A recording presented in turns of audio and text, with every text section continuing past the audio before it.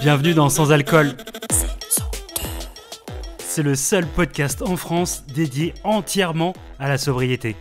En 3 mots, on assume, on inspire, on transforme. Sans alcool. Bonjour et bienvenue dans le podcast Sans Alcool. Aujourd'hui, le thème abordé, c'est l'entourage.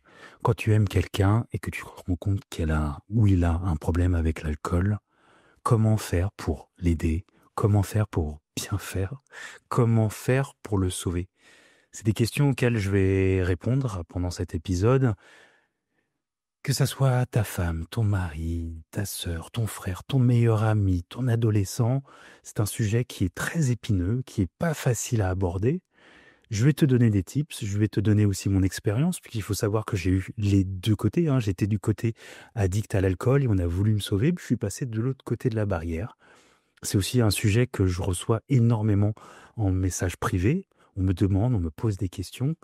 Donc je trouvais que ce sujet qui est très fort et qui est pour moi hyper important méritait un épisode entier. Donc c'est pour ça que je l'ai nommé l'entourage face à l'alcoolisme. Est-ce qu'on est bourreau ou est-ce qu'on est sauveur? Je te réponds à cette question qui est pour moi monumentale. Déjà, je vais commencer par le prisme de la personne qui est addicte. Donc moi qui étais addict à l'alcool dans mon passé. Il faut savoir que la drogue, que pour moi c'est une drogue, l'alcool, on va pas se mentir, te fait oublier qu'en fait tu en as besoin. C'est très très aussi culturel, c'est social. Faut savoir que moi quand j'étais à Paris, je sortais, les gens boivent. Donc quand tout le monde fait la même chose, tu sais, il y a ce truc de normalité. C'est normal. Quand tu es avec des gens qui font du sport, bah toi, tu fais aussi du sport et c'est normalisé. Là, quand tu es avec des gens qui boivent, tu bois et c'est dur de prendre du recul sur soi. Quand tu es dans l'alcool, quand tu es addict, tu es dans le déni. C'est pour ça que la personne, l'entourage, le meilleur ami, le frère, la sœur, qui va venir en bienveillance, c'est très délicat de aborder quelqu'un qui est addict. Puisque déjà, lui, l'addict, il est déjà dans un déni. Il ne le sait pas qu'il est addict. C'est ça la puissance aussi de ce produit. C'est que de te faire croire qu'en fait, tu n'en as pas vraiment besoin. Qu'il est là parce que c'est social, parce qu'il est là parce que tu dois fêter quelque chose, parce qu'il est là parce qu'il a toujours été là. C'est ça le déni de cet alcool et de cette drogue. Donc déjà, dans le prisme de quelqu'un qui boit, il n'est pas alcoolique. Il n'est pas alcoolique. Et tu sais, c'est toujours ce truc très facile de c'est pas moi, mais c'est l'autre. C'est Michel. Ouais, mais Michel, il a un problème. Je l'ai vu la dernière fois, il allait aux toilettes, il allait vomir, tu te rends compte et tout. Il a abusé.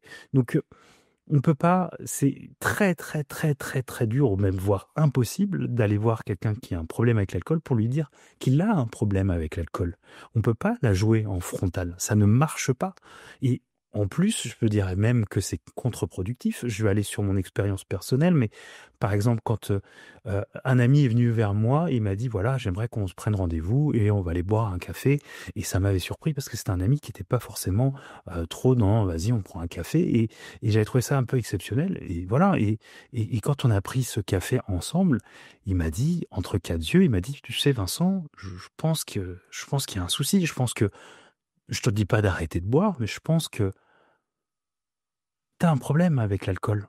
T'as un problème avec l'alcool et tu sais pas t'arrêter.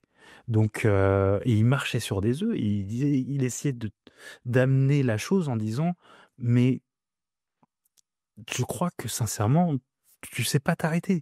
Tu sais pas te mettre de limites et comme tu sais pas te mettre de limites, il faudrait peut-être que tu arrêtes de boire. Et à ce moment-là, moi, dans mon cerveau de malade, parce que tu es malade, quand tu es addict à l'alcool, c'est une drogue, donc c'est une maladie, donc tu es addict. Donc, dans mon cerveau abîmé par l'alcool, engrainé et endormi, cet ami bienveillant qui était en face de moi, je l'ai pas compris. Et je l'ai pas compris parce que les mots qui sortaient de sa bouche, c'est son vocabulaire, je le comprenais.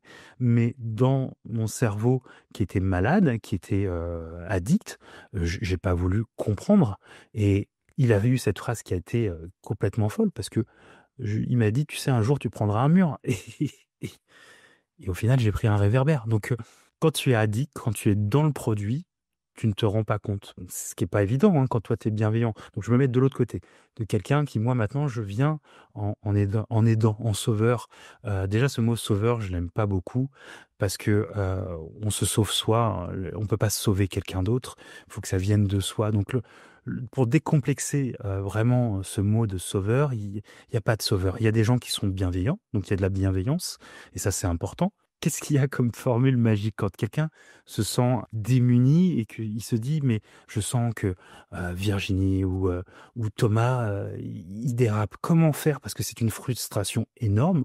Je le ressens. Moi, je le vis également dans ma nouvelle vie de voir parce que quand tu passes de l'autre côté de la barrière, bah, tu vois des choses que tu voyais pas avant et j'ai ce désir de vouloir justement donner mon avis, donner mon expérience et c'est pas facile. Pourquoi c'est pas facile? Parce que c'est une drogue dure et tu es addict et tout ton environnement, tu vois, on parle d'entourage et justement, c'est ça qui est dingue, c'est tout ton environnement est dans l'alcool. Et que tu sois au restaurant, que tu sois en sortie, que tu sois dans un repas de famille, que tu sois n'importe où, tu passes à la station-service pour mettre un plein, il y a de l'alcool. Donc, dire à quelqu'un qu'il a un problème avec sa vie, parce qu'au final, c'est sa vie, au final. Aller en frontal pour aller parler directement de l'alcool, pour moi, ce n'est pas du tout une bonne manière parce que justement, tu vas créer du jugement. T'as beau être dans le déni, il y a un jugement. De toute manière, quand tu te réveilles mal ou quand tu dérapes ou quand tu fais de la merde ou quand tu envoies un message pourri ou quand il y a du jugement. Donc, il y a des personnes qui ne peuvent pas s'empêcher d'aller vers le produit. Ça, c'est et psychologique et physique. Donc, il y a une frustration et il y a un jugement. Vaut mieux être conseillé que flic et c'est pas facile parce que quand tu viens conseiller un addict, tu deviens un flic. Pourquoi? Parce que l'addict se sent jugé. Il y a un jugement. Déjà, on se juge très mal, on se juge faible, on se juge mauvais quand on est addict. Alors quand quelqu'un revient et en met une sauce, c'est impossible. Parce que je me dis même c'est contre-productif parce que plus tu vas aller voir la personne, plus elle va se braquer, plus elle va se sentir jugée et plus elle va aller fuir avec le produit. Donc c'est vraiment, tu vois, c'est un sujet tellement délicat, tellement tabou, tellement frustrant parce que la personne qui est en face vient avec de bonnes ondes, avec de bonnes envies et de la bienveillance, mais le produit est fort. À l'époque, moi, quand j'étais dans l'alcool et que justement j'ai eu ces mini interventions, on est venu me voir pour me dire sincèrement, tu sais, je crois que là il y a un souci et je m'en rends bien compte puisque on volait ma carte bleue, on tirait de l'argent avec et je perdais mon portable et je perdais souvent ma dignité et je savais qu'il y avait ces problèmes, mais sincèrement, quand tu es dans le produit, tu ne vois pas la vie sans. C'est impossible, c'est inconcevable. Je me rappelle encore de cet ami où je lui avais dit, mais l'alcool est partout, c'est impossible. Il sera au restaurant, il sera en soirée, il est là, il est avec nous partout. Je ne peux pas, je ne vois même pas une seconde comment faire. Et en plus, pour moi, il faisait partie de moi. Je pense que quand tu es addict, il fait partie de ta vie parce qu'il te fait vivre des choses et tu as l'impression que c'est ta vie et que tu es, en plus, c'est identitaire. Tu as l'impression que il fait partie de toi. Parce que comme tu l'as tellement, tu sais, c'est tellement une pièce du puzzle de ta vie que bah, tu as l'impression que l'alcool, c'est un accessoire de vie. C'est quelque chose qui fait partie de toi. C'est comme le bout de ta main, quoi. C'est le verre, il fait partie de toi. Et c'est très dur de pouvoir sortir de ça. Et quand tu as quelqu'un qui vient te mettre, entre guillemets, face à cette addiction, tu peux pas l'accepter. Et tu peux même devenir le méchant. Je sais que moi, maintenant, quand je suis passé de l'autre côté et que j'aborde un sujet avec des personnes que je connais pas forcément, tu deviens un miroir et les gens sont tout de suite braqués, ils sont tout de suite en se disant mais il me juge, il y a du jugement. Les mots sont importants. Par exemple, tu vois, dans le podcast que j'avais fait avec Ori, elle disait que justement sa rencontre avec ce videur de boîte de nuit lui avait dit qu'elle était fatiguée. pour lui dire qu'elle était alcoolisée. Il lui disait gentiment, avec bienveillance, tu es fatigué. Et rien que ce mot, tu vois, d'utiliser les bons mots, et bah, c'est important parce que tu détournes la gravité et le jugement. Et elle m'avait dit, tu sais, ça m'avait fait un bien énorme parce que au lieu de dire, voilà, tu es bourré ou tu es alcoolisé, tu es fatigué, ça m'avait fait du bien parce que je m'étais pas senti jugé. Déjà, premièrement, il faut que ça vienne de soi. Le travail, moi, il a commencé de moi.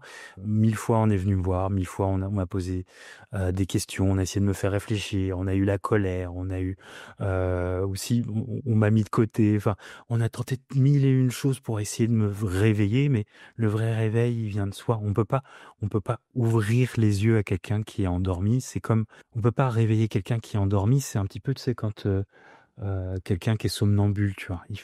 Tu peux pas, tu cries, réveille-toi. Il faut jamais faire ça parce qu'il reste bloqué. Donc, tu peux pas réveiller quelqu'un. Le réveil vient de soi.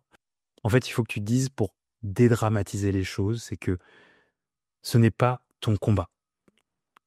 Tu peux être un soutien, c'est un filet, mais le combat, il ne vient pas de toi et ça, il faut dédramatiser les choses. Tu n'es pas sur le champ de guerre. C'est pas toi. Mais la bataille, tu peux pas la faire pour la personne. Et il y a aussi une frustration, c'est que quand tu passes du temps avec quelqu'un et pour lui expliquer, écoute, voilà, je sais que j'ai l'impression, est-ce qu'on discute, est-ce que tu veux pas prendre du temps et puis tu te rends compte que vous avez passé, je dis n'importe quoi, une soirée à discuter et puis le lendemain ou l'après-lendemain, le week-end, elle reconsomme.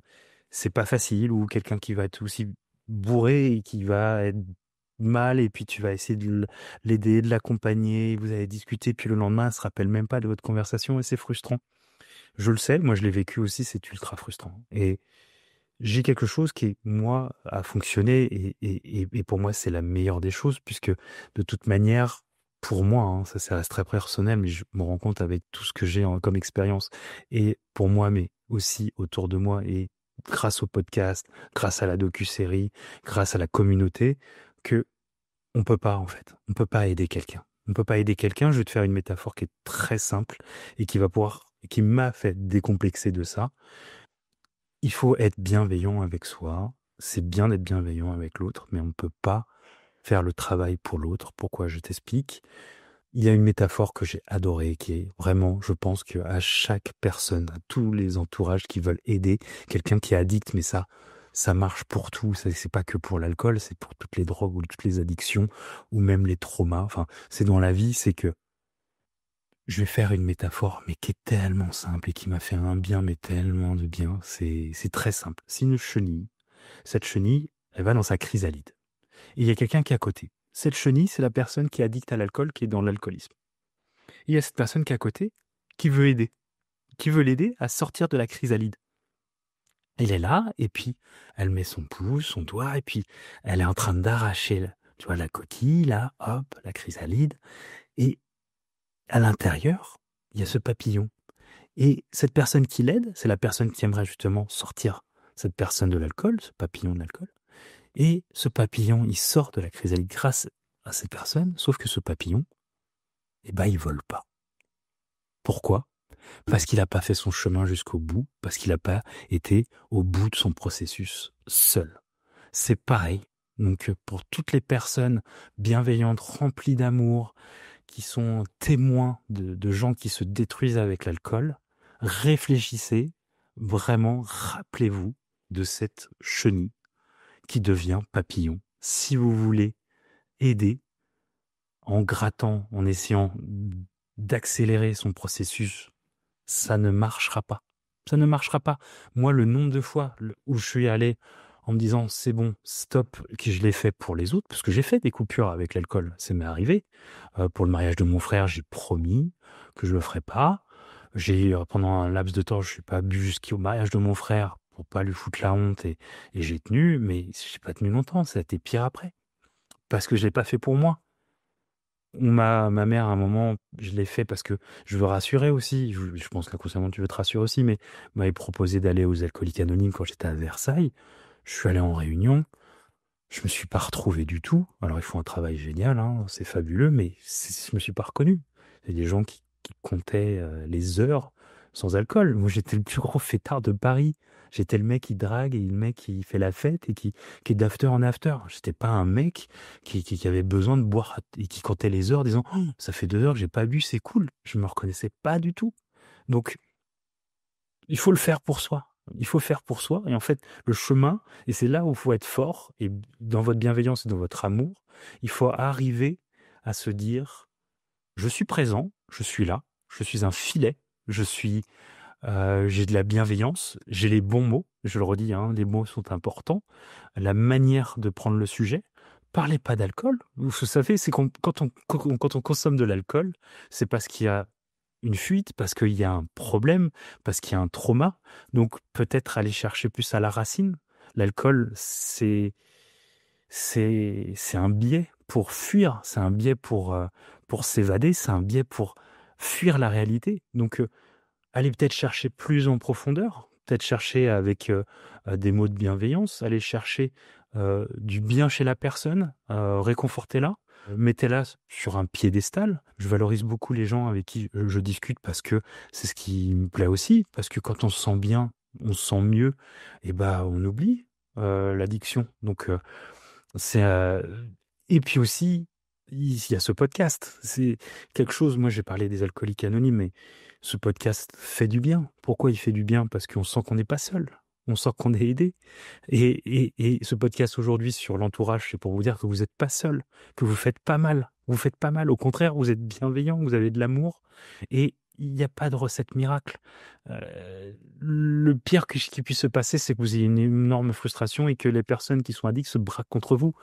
Vous faites quelque chose de bien, vous faites quelque chose de beau, mais le processus, il doit être fait jusqu'au bout par la personne et détourner les choses. Moi, je suis un enfant et j'aime le ludique, donc je détourne par le ludique, valoriser par, je dis n'importe quoi, si c'est une personne qui aime faire de la musique, faites de la musique avec lui, allez sur de la création, sur quelque chose qui va le rendre fier. S'il était dans le sport, allez courir avec lui. Enfin, il y a 1000 choses en fait. D'aborder en frontal l'alcool va être contre-productif. Pour moi, c'est contre-productif, clairement. Puisque déjà, la personne qui est dans l'alcool, il est dans un déni, il y croit pas. Donc, au pire, vous allez le frustrer parce que vous allez le juger et il va se braquer, il va encore plus se fermer, il va encore plus consommer. Donc, ça ne marche pas. Donc, vous allez faire l'effet inverse. En fait, c'est pour mettre des petites graines. Tu mets des petites graines, t'envoies des petites choses. Et c'est des mini déclics qui sont pas frontales. Parce que tu peux pas y aller frontal. Ça ne marche pas. J'ai déjà vu, tu sais, c'est très américain où tous les gens se rassemblent pour dire on est tous là dans une salle et puis on fait une intervention et puis bah t'arrives et puis t'as Thomas qui s'assoit et qui comprend pas et tu dis bon bah voilà Thomas bah on s'est rencontré avec tes amis, ta famille, tous les gens qui t'aiment, t'as un problème avec l'alcool. Je dis moi à quelle heure le mec va pas se braquer, il va se dire mais qu'est-ce que c'est que ça? C'est un piège, une entourloupe et je suis pas ça et vous me jugez et vous me connaissez pas et vous savez pas ce que j'ai vécu. Ça me ment. Enfin, jamais. Être bienveillant avec soi parce que c'est frustrant. C'est là où il faut être fort. C'est que il va falloir être spectateur. Tu vas être spectateur, tu vois, de cette tête cristalline qui est en train de s'ouvrir et tout doucement. Tu peux pas l'accélérer. Si tu l'accélères, tu l'empêches et en même temps, tu l'empêcheras de s'envoler. Donc, s'il s'envole pas, bah, il restera dans l'addiction, dans la fuite et ça ne marchera pas. Les discussions c'est bien, hein, mais les mots s'envolent, on le dit. Pour moi, ce qui est aussi très important, c'est les actes et de montrer. De montrer dans les actes. Je dis pas qu'on est des exemples, mais avec des actes, ça donne envie. Enfin, quand tu vois quelqu'un qui s'épanouit et qui, dans son discours, il est en adéquation avec ce qu'il fait, les actes, c'est important. Tu sais, moi, avec le podcast sans alcool, je montre que c'est possible de faire un podcast, tout simplement. On fait une docu-série, je montre que c'est possible de faire une docu-série, je montre que c'est possible d'arrêter de fumer, parce que j'arrête de fumer, c'est comme ça.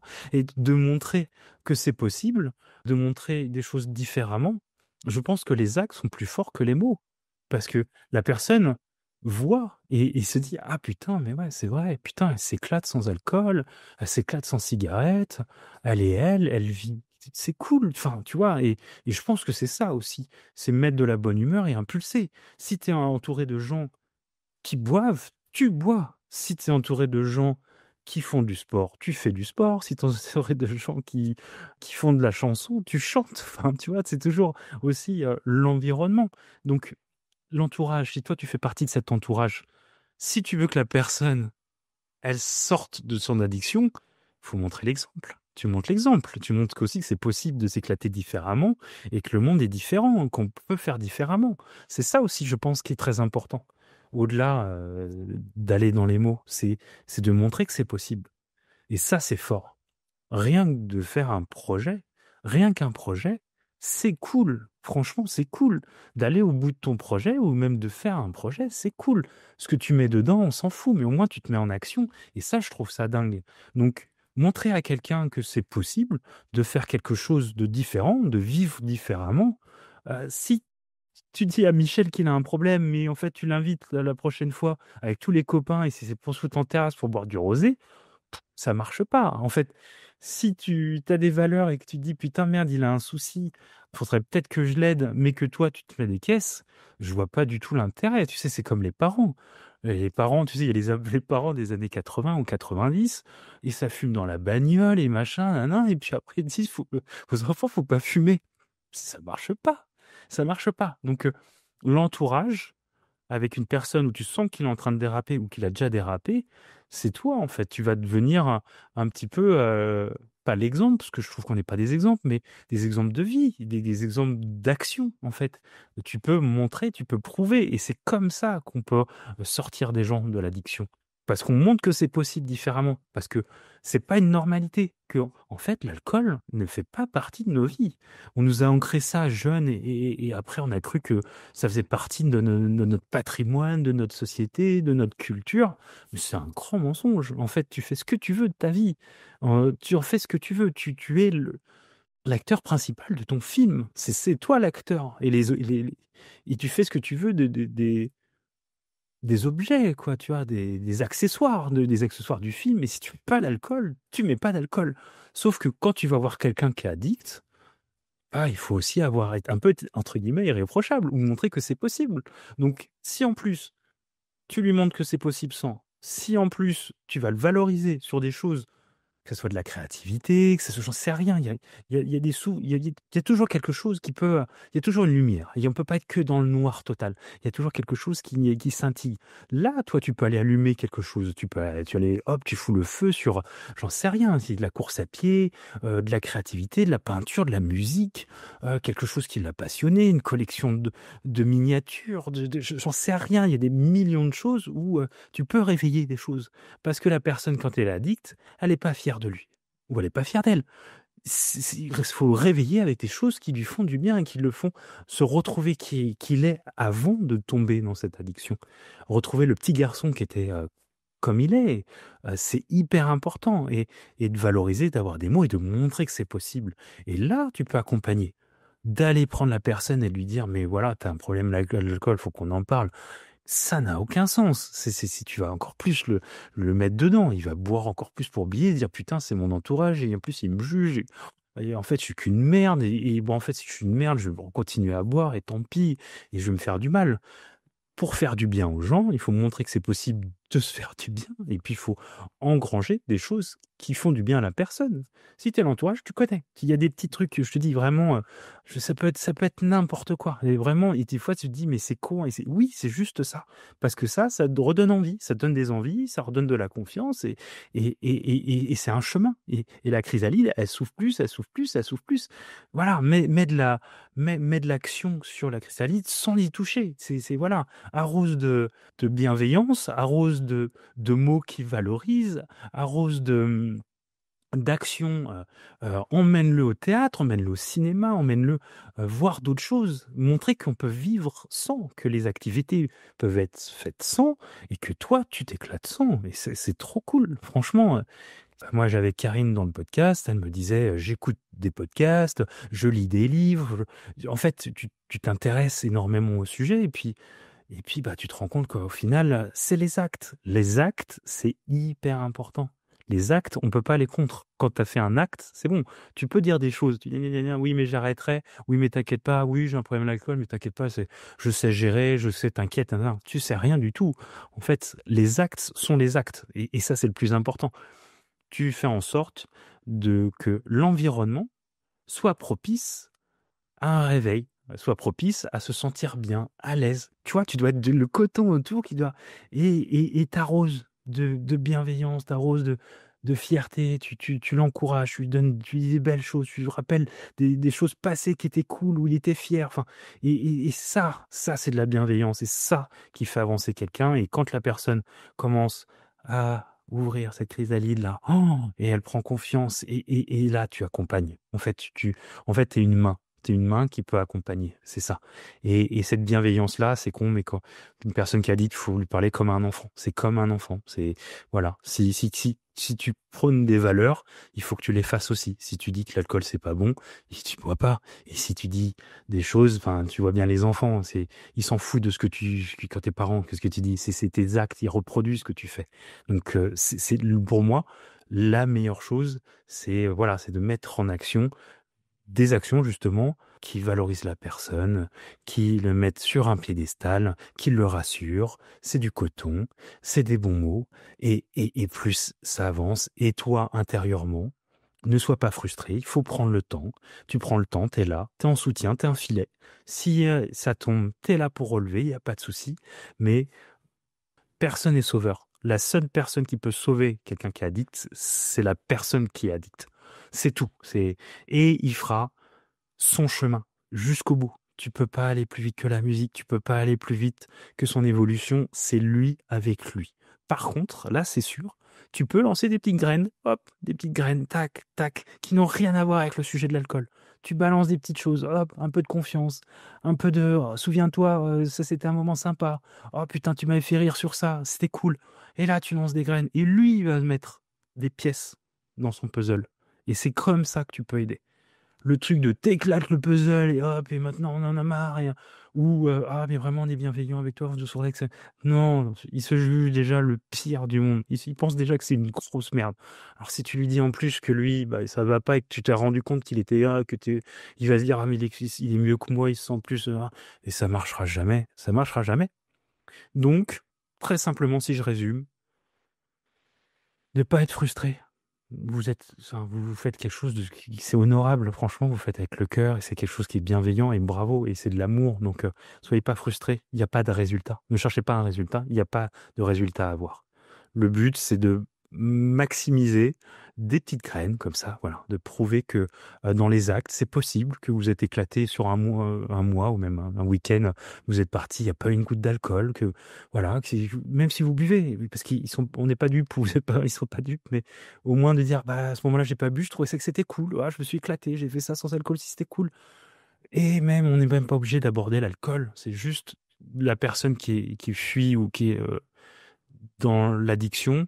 Il y a souvent des traumas, il y a souvent des fuites parce qu'il y a eu des problèmes et qu'on ne les assume pas, ou qu'on n'y arrive pas, ou on est addict au produit, le produit est trop fort, même physiquement on en a besoin. Donc pour se détourner, en fait, l'alcool c'est une fuite, et en fait il faut se détourner vers quelque chose de bonheur et d'intense, et de se retrouver, de se réveiller. L'alcool t'endort, et pour aider quelqu'un qui est somnambule, il faut y aller doucement. Il faut envoyer des petits signaux, des petites choses qui valorisent, qui font du bien, et jamais oublier d'être bienveillant envers soi. Pourquoi?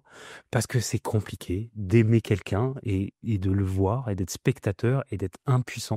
C'est comme t'es dans l'avion. Moi, l'avion, je suis pas du tout rassuré en avion. Et je me dis, mais je peux pas contrôler, qu'est-ce qui se passe? Ça se trouve, bah, on va se cracher.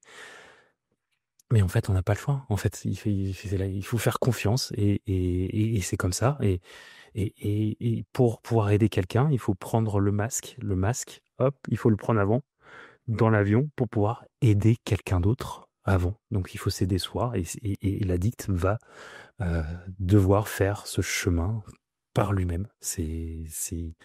case par case. Et la fierté que vous devez avoir, c'est de dire, ah, bah, j'avais peut-être impulsé cette case-là de son puzzle, ou cette case-là aussi, ou plusieurs cases. Et c'est ça le plus important, ou ces petites graines. Ah, je veux dire, ah, putain, il a repris le ping-pong. Putain, c'est cool. Et on va faire une partie de ping-pong. Et c'est cool. Parce que ça valorise. Et je pense sincèrement que aussi montrer que c'est possible voilà. Si vous faites ce cocktail-là, je dis pas qu'il y a de résultats, parce qu'on cherche pas de résultats. On cherche pas à faire arrêter quelqu'un. On cherche à envoyer des petites graines, à créer des pièces de son puzzle. C'est juste ça. Et vous êtes un filet. Si vraiment un jour, ça tombe très très bas, vous le ramassez. Mais il sait que vous êtes là. C'est juste ça. C'est comme, au final, on revient à un enfant. C'est la protection, l'amour et puis la bienveillance. Mais si un enfant, on l'empêche de trébucher, de tomber, il saura jamais marcher. Donc il faut que ça vienne de soi.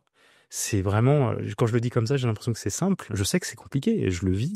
Donc c'est pas facile. C'est une frustration énorme parce qu'on a envie que ça aille vite. On a envie que ça soit de mettre des gifles. On a envie de réveiller la personne qui est endormie par l'alcool. Mais c'est contre-productif. Le somnambule, on ne le réveille pas comme ça. Ça ne marche pas.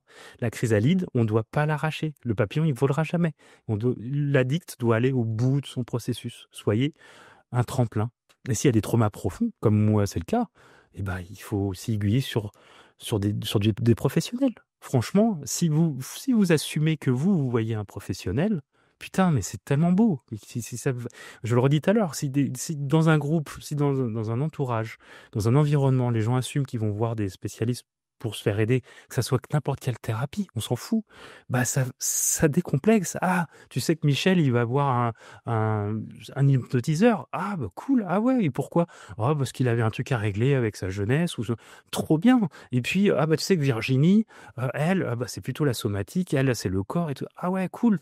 Ou ah bah Michel, il voit un addictologue ou il va voir un psychologue et c'est cool. Enfin vraiment, pour vraiment l'environnement, si vous êtes l'entourage, vous devez être l'environnement qui est propice, ce coton, à, à, à normaliser que être soi, se faire du bien, être valorisé, bah c'est la vie et que en fait l'alcool n'a plus de sens. Il faut vraiment que vous soyez comme la personne qui va mettre plein de petites graines, des graines, des graines, des graines, et plus ça avance, plus vous prenez le temps, plus vous voyez, il faut être satisfait de petites victoires. Voilà, c'est des petites choses qui font avancer le tout. C'est un petit rien qui donne un grand tout, et c'est une marche. C'est cliché, mais c'est une marche.